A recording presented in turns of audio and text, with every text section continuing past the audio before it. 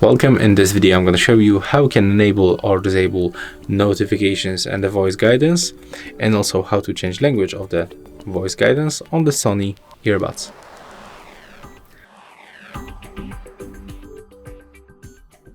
So to do this we have to switch from the status to the system in the Sony headphones application.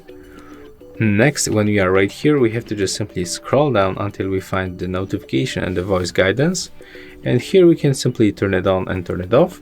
And to switch the language we have to click on this arrow, then tap again, and here we can find a list of all available languages. For example, we can find here English, French, German, and for example the Spanish.